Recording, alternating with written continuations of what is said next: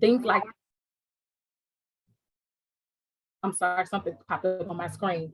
The things like the Great Resignation will happen. But I would be remiss if I didn't share what I'm about to say. And I apologize, y'all, if y'all can hear this noise in the background. This would be the time that the landscape company comes and does something around my office. But I have to add that really, as individual contributors, we really play a big part in shifting the culture as well.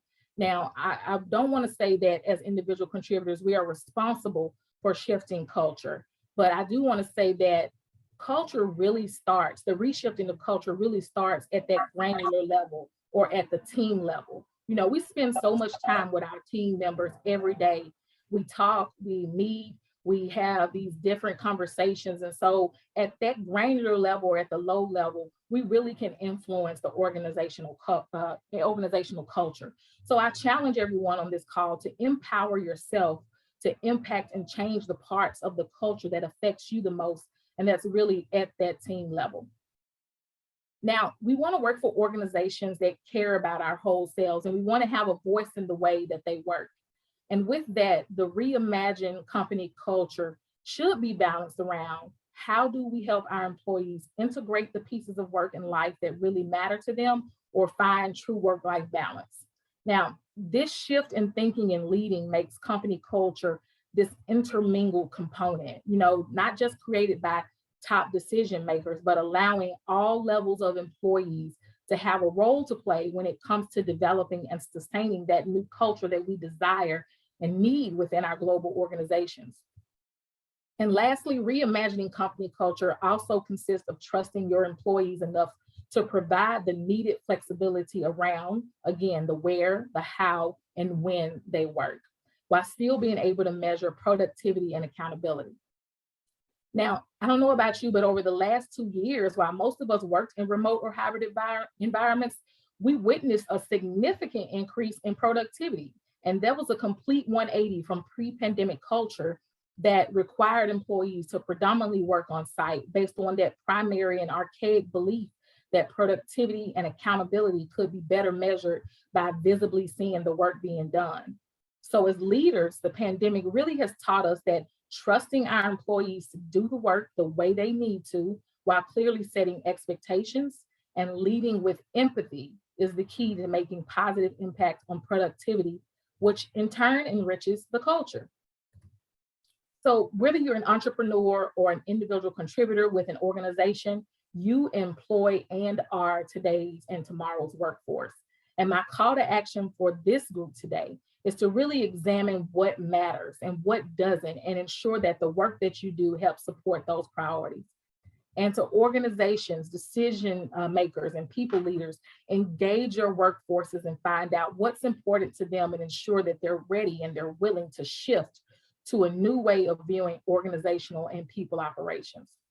And whether that looks like leveraging technology to be more agile and productive, increasing the availability of hybrid work options, or moving to a 4-day work week, the world of work is changed and will continue to evolve as it always has. And we either come along for the journey or get left behind. Simple as that. So I want to thank you for your time today, and a special thank you to the Memphis chapter of the National Black MBA Association, its leadership team, and everyone that makes programs like this possible. If you're not a member of this awesome organization, know that membership has its privileges.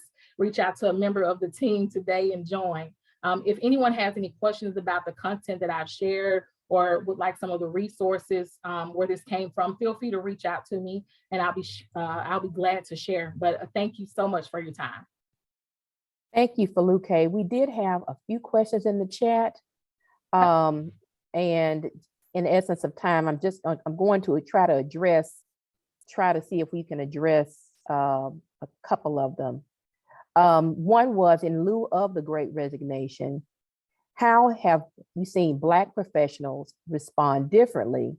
And also, being that there have been so many people that resigned, how have people been able to sustain without work, in your opinion? Okay, so the first question, Robin, was how have Black professionals responded differently to the Great Resignation? Yeah, how do you think they responded differently? So I think it depends on where you are in your professional journey and also where you are within your organization. I have seen different parts of this in terms of on the spectrum. So by that, I mean, you have some employees who welcome this change of not being in the office and experiencing some of the Black corporate experiences or instances that come with that, right? But then you've seen, and they've been flourishing in a remote or a hybrid environment. And also I've seen a good bit of people struggle with being in that remote environment from the perspective of being a Black professional. So I think there's no one answer to that. It really depends on that individual and the organization that they are within. But what I do love to see for a lot of Black professionals that I've talked to in my networking and reading is that there is remember I said the Great Resignation has this other alias, the Great Reckoning. There has been a reckoning within the world of work for Black professionals to be able to really share openly how they feel that they've been treated and how they're currently being treated within the corporate space. And they're looking for new opportunities if those things are not addressed, or if they're addressed within the organization, that they're appreciative of that change and making sure that it's sustained. You're on mute, Robin. We're going to take one more quick question.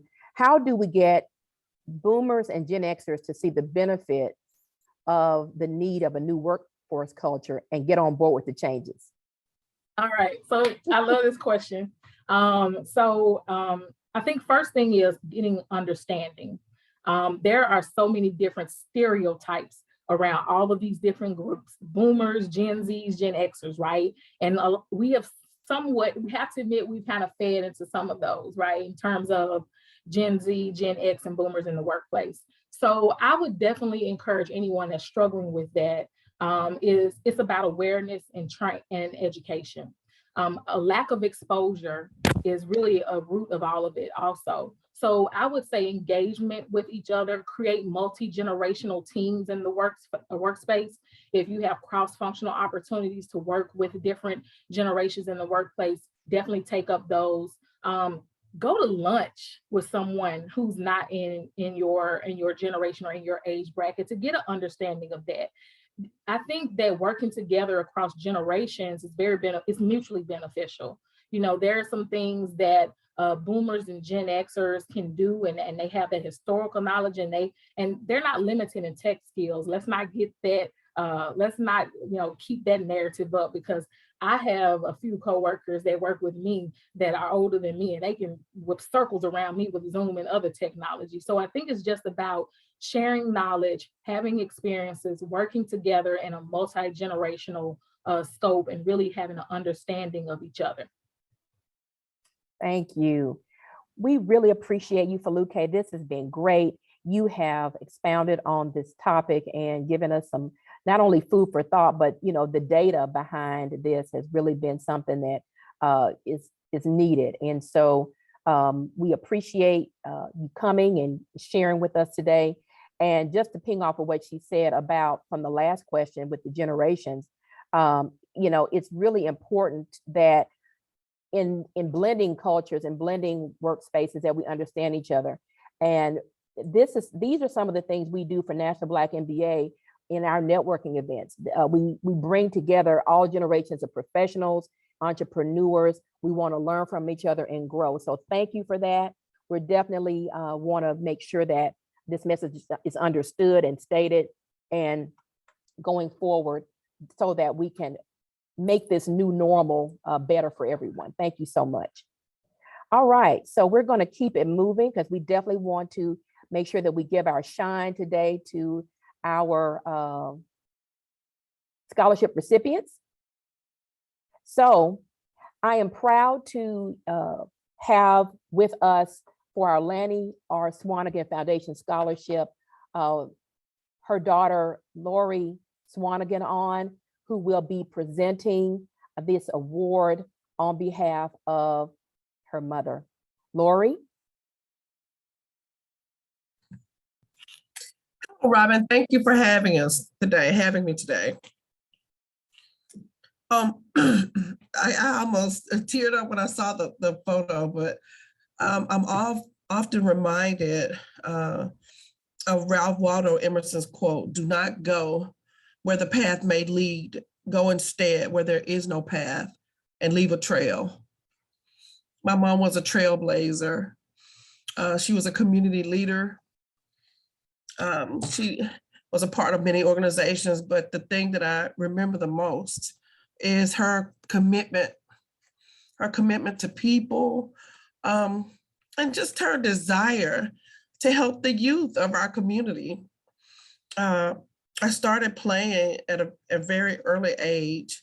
She never talked to us about music lessons or anything. We just came home one day and there was a piano in the living room. My twin sister Leslie started playing first because I wasn't interested in it.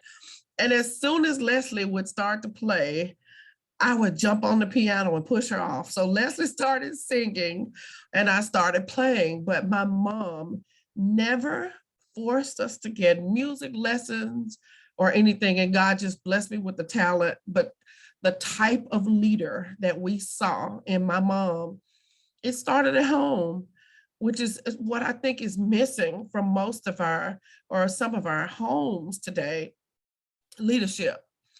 And that's what she represented. She was a trailblazer for our community. She started a prayer group and she was there every single day, if not one person showed up. And it's that tenacity, it's that perseverance, it's that consistency that has led me to do the things that I have done over the years. And my sister Leslie, who couldn't be here today because, of course, she manages a large population of employees. So, and Leslie Coleman is the one that kind of brought all this together through the National Black MBA. And I want to say thank you to the National Black MBA for allowing us to offer the scholarships on this platform at this level. Thank you so much. I enjoyed the speaker, but the candidates, Leslie spoke so candidly about just the research that they had done about my mom. And I just want to honor those candidates today, that we are going to be blessing with these scholarships in the name of District Missionary Lainey Roots Wanigan. So thank you so much for this time. Thank you, Lord, for that. We are so honored that you all partner with us in being able to give these scholarships. We are so glad this is our second year, and we look forward to continued many more years of this. And with that being said, I'm going to share with you our recipients this year for the scholarship. We have Miss Paige Walker, who's a senior at South Haven High School. She will be attending University of Memphis, majoring in fine arts and communications, broadcast journalism with a minor in English literature. And we also have Miss Maya Taylor, who's a senior at Center Hill High School. Awesome. Yes, University of Mississippi is her choice, and she'll be majoring in communication science and disorders, speech pathology, with a minor in music. I will tell you, our committee had the opportunity to talk with both young ladies, interview them. We were blown away with their level of integrity and character, their involvement with their communities, the amount of research, to Lori's point, the amount of research they did for the scholarship essay. And we were just extremely pleased with our selection with them and what they presented to us as a scholarship committee. So I know that both of their moms are on. Kudos to you, Cassie and Stephanie. You've done a phenomenal job raising these young ladies, and we look forward to working with them in the future, supporting them in their endeavors, and looking to hear and see great things from both of them. So we are elated, and we will definitely be in contact with making sure that they receive those awards in a timely manner. Looking forward to it. I'm looking forward to presenting that award to them. I'm so looking forward to it. Yes. They did such an exceptional job. Thank you so much. Absolutely. So we will be coordinating that and getting in contact with both Paige and Maya. and their moms to make sure that we get that, get those awards to them. So thank you again, Lori. Thank you. And also thank Leslie as well. I know she couldn't be here, but thank her. Leslie is also one of our national board members for the National Black, as well as a past president of our chapter as well. So we are Yes. continue for the partnership, and just honored that you all would bestow us with awarding this on behalf of your dear mother. So thank you again. Thank you very much. Thank you. Our next award recipient is our Raphael Dodd Scholarship. And Raphael Dodd was one of our former board members who we lost early in life. And our past president, Leslie Coleman, and the board at that time developed and put together an award for graduate students in his honor. And so our recipient this year for the Raphael Dodd Scholarship is Kafrisha Morrow. Ms. Morrow is working on her MBA at Vanderbilt University. Her expected graduation is May of 2023. Again, the scholarship committee is pleased to present this scholarship to Kafrisha. We had the opportunity to interview her as well, and we were just pleased with not only her scholastic journey, but her professional journey, her personal journey. And Kafrisha, thank you for applying. We are just delighted that you are our 2022 Raphael Dodd Scholarship recipient for graduate students. So thank you so much, Kafrisha, and we will be in contact with you to present your award as well. Thank you so much. All right. So I'm just so excited because we had such great recipients this year. The level of talent and tenacity and character and professionalism that all of these young ladies displayed was just priceless. We were just blown away by all of their interview sessions, and we are just so grateful that we were able to present these awards on their behalf. So with that, Kamisha, if you could close us out with our remarks and acknowledgements, that would be great. All right. Well, thank you. Thank you everyone for attending our 11th Visionaries luncheon today. It has been great, the wealth of knowledge that we've been able to gain. So thank you, Foluke, for all your words of wisdom and sharing your thoughts. I'm sure the Great Resignation has definitely affected us one way or another, if it's just the simple fact of us getting our quick meal on the way home, or the extended workloads that we are now taking on in our daily jobs. So learning a little bit more around the reasoning and the why and how we can actually take action ourselves was very helpful. So thank you for that information. And lastly, congratulations to our scholarship recipients.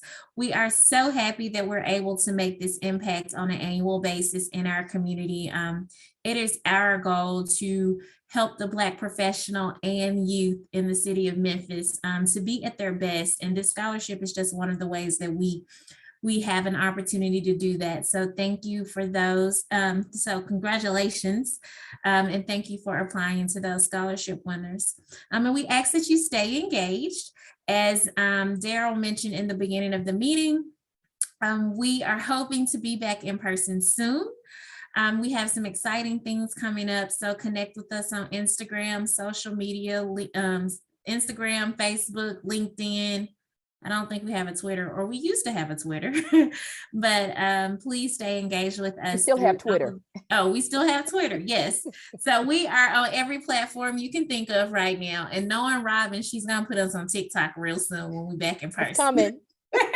Just wait, it's coming. Yes. So we have always for you all to stay engaged and become a member. Just we'd love to see you attend our events, but becoming a member is also just as important. And you will have exclusive opportunities to meet with great professionals in the Memphis community and across the United States. So we ask that you please do that.